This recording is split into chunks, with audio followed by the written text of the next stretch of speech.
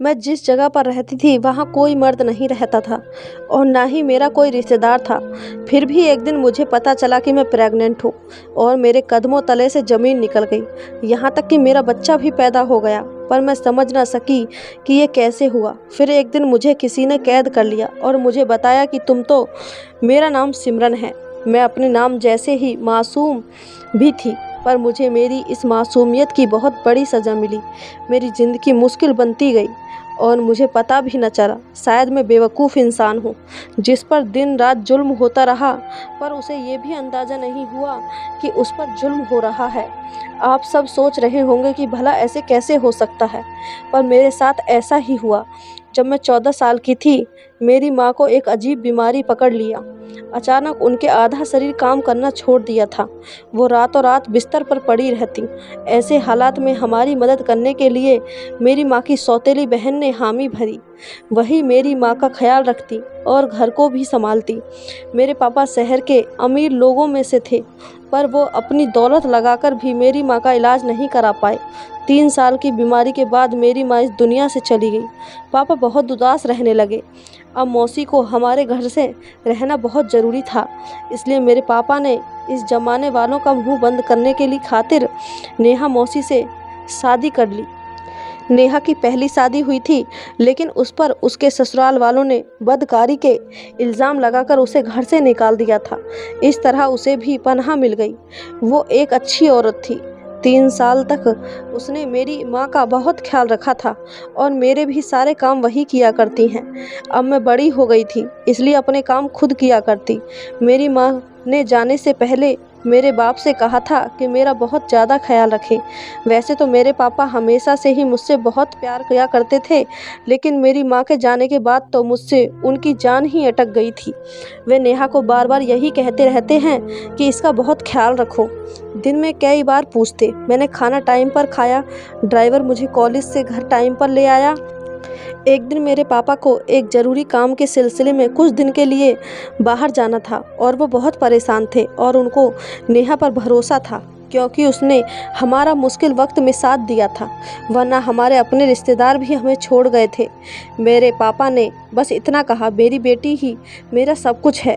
ये सब जो मैं कमा रहा हूँ वह मेरी बेटी का है, बस मुझे और काम नहीं करना। मैं ये आखिरी काम करने जा रहा हूँ। इस काम से मुझे इतनी दौलत मिल जाएगी कि मैं बाकी की उम्र बैठकर खा सकता हूँ। फिर अपनी सारी दौलत अपनी बेटी के नाम कर दूंगा और उसकी शादी करवा दूंगा। मेरा दामाद मेरे साथ घर जमाई बनकर रहेगा। बस मैं अपनी आखिरी उम्र अपनी पत्नी की याद में गुजार देना चाहता हूँ। मैंने तुम्हें पनाह दी है, यह तुम्हारा भी घर है। तुम्हें किसी चीज़ की कोई कमी नहीं होगी। घर में आराम और सुकून से रहो। अगर तुम इस रिश्ते से आज़ाद होना चाहती हो तो भी मुझे कोई प्रॉब्लम नहीं होगी, क्योंकि मैं तुम्हें दौलत और आराम दे सकता हूँ, लेकिन मेरे दिल में अब भी मेरी पत्नी ही बसती है। नेहा ने मेरे पापा से कहा कि आप कैसी बातें कर रहे हैं। मैं तो खुशकिस्मत हूँ कि आपने मुझे अपनी पत्नी बनाया। मैं भी अपनी सारी ज़िंदगी सिमरन की माँ बनकर ही गुजार देना चाहती हूँ। मैंने उसकी माँ से वादा किया था, मैं उसको हमेशा ख्याल रखूँगी। वो मेरी सगी बहन नहीं थी, लेकिन बहनों से भी बढ़कर थी। मैं उससे किया हुआ वादा निभाना चाहती हूँ और यही मेरी ज़िंदगी का मकसद है। मेरे पापा ने कहा कि मैंने ज़िंदगी में ज़रूर कोई पुण्य की होगी कि तुम जैसी औरत मुझे मिली है। 6 महीने के लिए गांव से बाहर जा रहा हूँ। अपनी बेटी तुम्हारे पास अमानत रखकर उसका बहुत ख्याल रखना। मैंने उसके लिए एक रिश्ता अभी देख रखा है और मेरे दोस्त का बेटा है। उसी के साथ सिमरन की शादी करनी है और अपनी सारी दौलत भी इन दोनों के नाम कर देनी है। कोई दिल से समझे तो दामाद भी बेटा ही होता है। जब मेरे पापा मुझे नेहा के साथ छोड़कर गए, उस वक्त मेरी उम्र 17 साल थी। पापा ने कहा कि वह जल्द ही वापस आएंगे, पर जिस दिन पापा इस गांव से गए उस दिन से ही नेहा का रवैया कुछ बदल सा गया। उसने उस रात मेरे लिए खाना नहीं बनाया था। जब मैंने पूछा कि तुमने आज खाना क्यों नहीं बनाया, तो उसने कहा कि मेरी तबीयत खराब है, जो भी फ्रिज में पड़ा है खा लो। इतना तो मैं समझ सकती थी कि चलो अगर किसी की तबीयत खराब हो तो उसको एक दिन की छुट्टी दे देनी चाहिए। जो भी पड़ा था मैंने खा लिया और सो गई। रात को मुझे अपने घर में कुछ हलचल की आवाज़ें आईं। मेरी नींद बहुत कच्ची थी। मैं जाग गई और जब तक मैं नीचे आई मैंने देखा कि नेहा दरवाज़ा बंद कर रही थी। मैंने उसे देखा तो वो थोड़ी घबरा गई। मैंने पूछा कि क्या कोई आया था? वो कहने लगी कि नहीं, मैं दरवाज़ा बंद करना भूल गई थी, इसलिए दरवाज़ा बंद करने आई थी। मैं वापस अपने कमरे में आ गई। अगले दिन मैं कॉलेज गई तो पता चला कि शहर में फैल रहे किसी बीमारी की वजह से हमें स्कूल से छुट्टियां हो रही हैं। मैं खुश हो गई कि चलो अब स्कूल नहीं जाना पड़ेगा, सारा दिन घर पर ही होंगे। वैसे भी मेरा घर ऐसा था कि कोई भी पूरे दिन घर पर आराम से रह सकता था। घर आते ही मैंने एक बात ये देखी कि हमारे घर के बहुत पुराने और वफादार चौकीदार मोहन चाचा आज गेट पर मौजूद नहीं थे। मैंने गेट पर मौजूद दूसरे चौकीदार से पूछा कि चाचा कहाँ हैं, तो उसने कहा कि वह कुछ दिन की छुट्टी पर अपने गांव गए हैं। मैं हैरान हुई कि चाचा ने 20 साल में आज तक एक भी छुट्टी नहीं ली। यहाँ तक कि अपने बच्चों की शादियों पर भी वो सुबह जाते तो रात तक वापस आ जाते। कुछ दिन की छुट्टी पर कैसे चले गए? लगता है कोई बहुत बड़ी बात थी। खैर मैं वापस अपने घर आ गई। रात को नेहा ने मेरे लिए मेरी पसंद का खाना बनाया और साथ ही मुझसे सॉरी भी कहा कि कल उसने मेरे लिए खाना नहीं बनाया था। उसने कहा कि वह मेरे पापा के जाने के गम में थोड़ी परेशान थी, इसलिए उसका मूड ख़राब था। मैंने उससे कहा कि क्या तुम मेरे पापा से बहुत प्यार करती हो? मेरी माँ मेरे पापा से बहुत मोहब्बत किया करती थी। उसने कहा कि तुम्हारे पापा इतने अच्छे इंसान हैं कि उनसे किसी को भी मोहब्बत हो जाए। तो मैं भी उनसे मोहब्बत करने लगी, लेकिन वो मेरी तरफ देखते भी नहीं हैं। मैंने उसके हाथ पर हाथ रखा और उससे कहा कि भले ही तुम मेरी सौतेली माँ हो, लेकिन मैंने कभी तुम्हें गैर नहीं समझा। जब पापा वापस आएंगे तो मैं उनसे बात करूँगी कि वो तुम्हारे साथ वैसे ही रहें जैसे मेरी माँ के साथ रहते थे। वो पूछने लगे कि तुम्हारी माँ के साथ तुम्हारे पापा कैसे रहते थे? तो मैंने बताया कि वह मेरी माँ के लिए हर दूसरे दिन नए नए और महंगे गिफ्ट लाया करते, अक्सर बाहर जाया करते। मेरी माँ रोज़ मेरे पापा के लिए अच्छे से तैयार होती थी और वह उनकी तारीफ़ किया करते थे। दोनों को साथ खुश देखकर मुझे बहुत खुशी होती थी। मैं बस उससे बातें करती रही और अपनी पसंद का बनाया हुआ खाना खाती रही। ये तो सच था कि वो खाना बहुत ही अच्छा बनाती थी, मेरी मम्मा से भी बहुत अच्छा। उसके बाद मुझे याद नहीं कि कब मैं अपने कमरे में आई और मुझे इतनी गहरी नींद आ गई। सुबह मेरी आँख खुली तो मैं अपने बिस्तर पर पड़ी थी, लेकिन मुझे याद नहीं आ रहा था कि मैं अपने बिस्तर तक कैसे आई। सुबह नेहा से पूछा तो उसने कहा कि तुम खुद ही अपने बिस्तर पर गई थी, लेकिन हाँ, तुम्हें नींद बहुत आ रही थी। इस उम्र में ऐसी ही नींद आती है, कुछ याद नहीं रहता। इस उम्र में वाकई ऐसी ही नींद आती है, लेकिन मेरी नींद बहुत कच्ची थी। लेकिन खैर, फिर भी मैंने इस बात पर ज़्यादा ध्यान नहीं दिया। पर अब मेरे घर में कुछ अजीब काम हो रहा था। एक दिन मैंने देखा कि ड्राइंग रूम में बहुत मज़े मज़े के ढेर सारे खाने जा रहे थे। मैंने पूछा कि कौन है, तो नौकरानी ने कहा कि नेहा जी के रिश्तेदार आए हैं। नेहा के रिश्तेदार तो मेरे भी रिश्तेदार लगते हैं। तो मैं भी ड्राइंग रूम में चली गई और जब मैं वहाँ गई तो सामने का मंजर देखकर हैरान रह गई। वहाँ कोई मेहमान नहीं बल्कि 2 आदमी बैठे थे जो शक्ल सूरत से अमीर थे, लेकिन थोड़े खतरनाक लग रहे थे। जैसे ही मैंने अंदर पैर रखा वो मुझे घूर कर देखने लगे। नेहा ने मेरा पहचान करवाया और कहा कि ये मेरे पति की बेटी है। उसमें से एक आदमी ने कहा कि बहुत ही खूबसूरत है। मुझे उसका ये कहना कुछ अजीब लगा। फिर मैं वापस अपने कमरे में आ गई और बाद में उनसे बताया कि वह मेरे भाई थे। मेरे साथ रोज़ाना एक अजीब हरकत होती थी। जब मैं सुबह उठती तो मुझे ऐसा लगता कि मैं बहुत थकी हुई हूँ और रात को नींद ऐसी आती कि जैसे बेहोश हो गई। ना तो मुझे आजकल कुछ याद रहता है कि मैं किस टाइम में होती हूँ, ना अपने कमरे में कब आती हूँ। एक दिन अचानक मेरी तबीयत खराब थी, दिल मिचलाने लगा और चक्कर से आने लगे। मैं डर गई कि कहीं मुझे भी वो बीमारी ना हो गई हो, वही जो आजकल पूरे इलाके में फैला हुआ था। मैंने नेहा से कहा तो वह फ़ौरन डॉक्टर को बुलाई।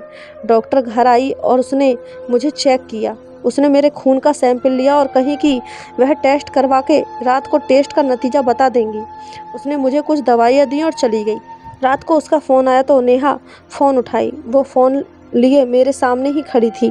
अचानक उसने कोई अजीब सी बात कर डाली। कहने लगी कि नहीं नहीं, ऐसा नहीं हो सकता है डॉक्टर साहिबा, आपको ज़रूर कोई गलतफहमी हुई है, ये तो हो ही नहीं सकता। मैं परेशान हो गई कि जाने मेरी रिपोर्ट में क्या आया होगा। उसने अचानक फ़ोन बंद कर दिया और मेरी तरफ ऐसे बढ़ी जैसे मुझे सुनाने के लिए उसके पास बहुत ही बुरी खबर है।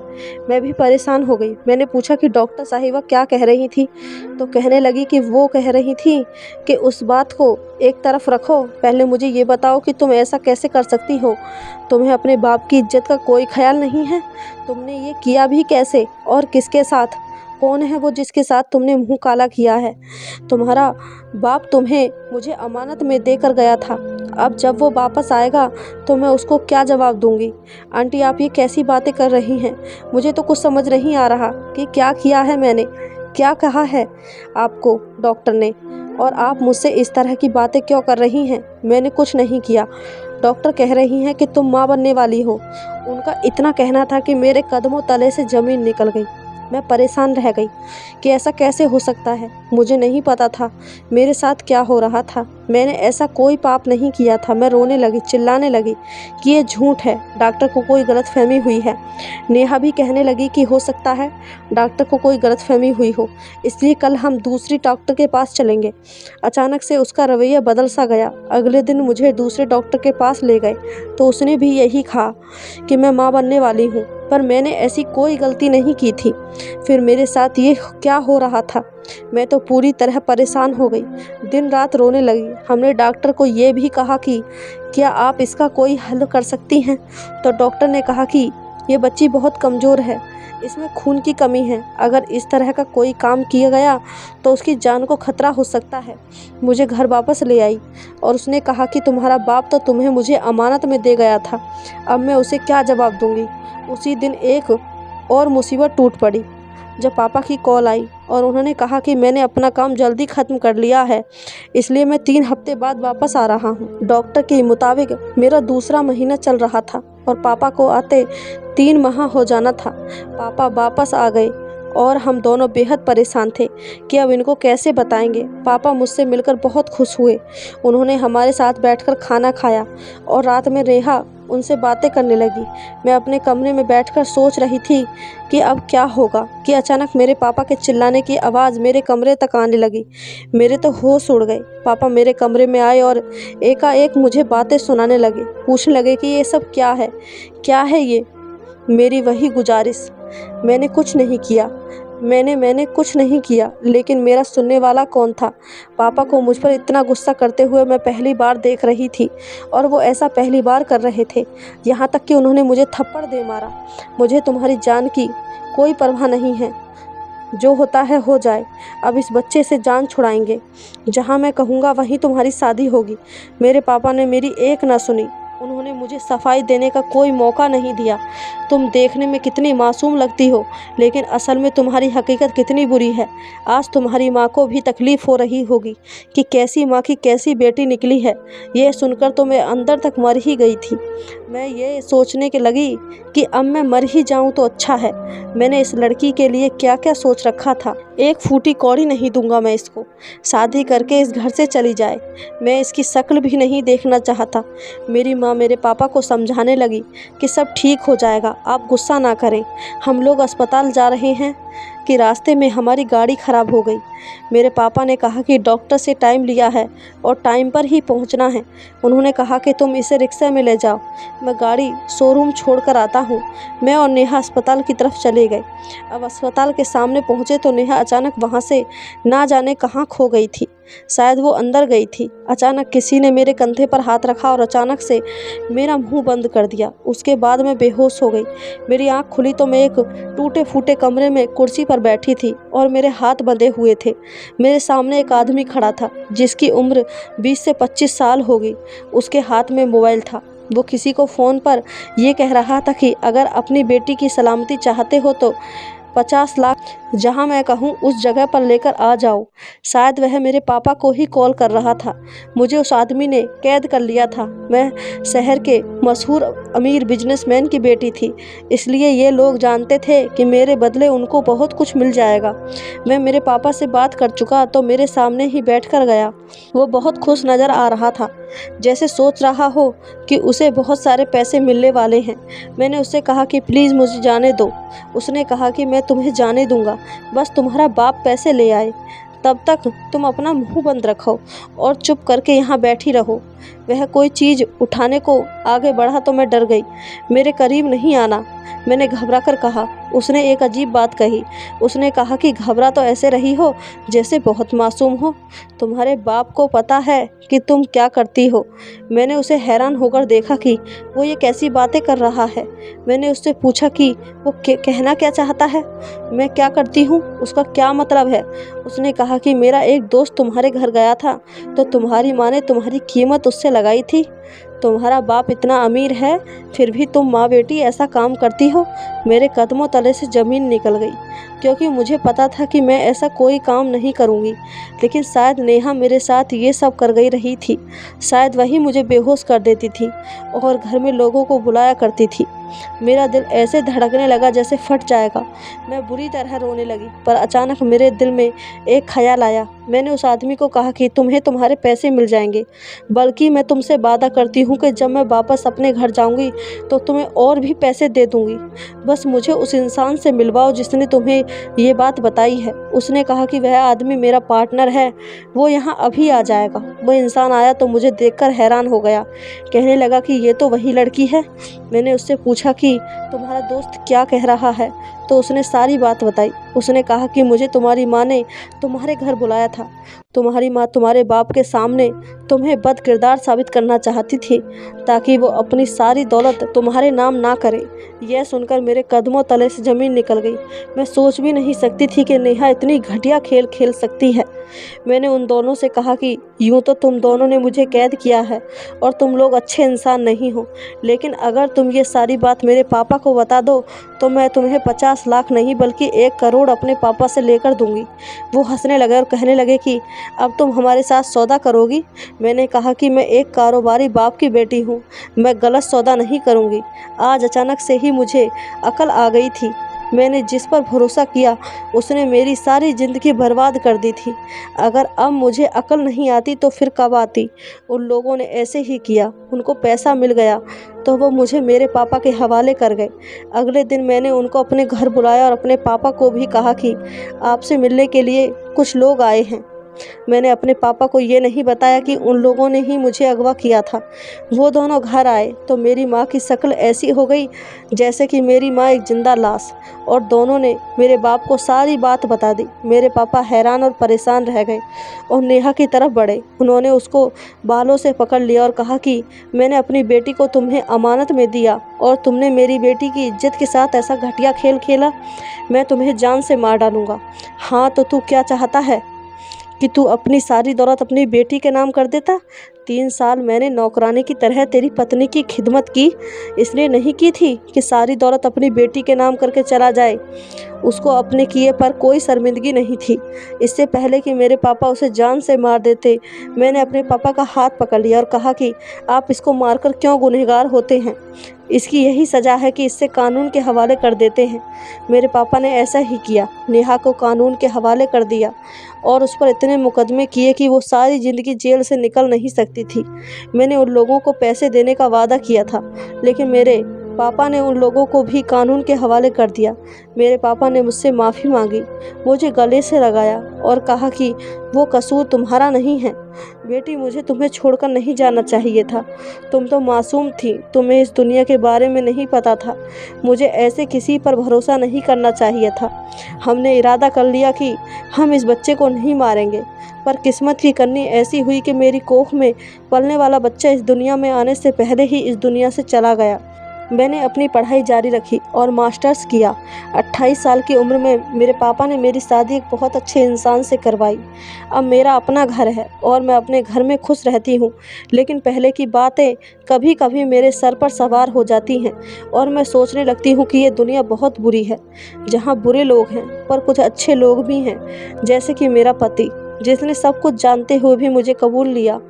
मैंने अपने पति को कोई धोखा नहीं दिया, लेकिन अपनी ज़िंदगी में होने वाले इतने बड़े हादसे के बाद अब मैं वो मासूम सी नहीं रही।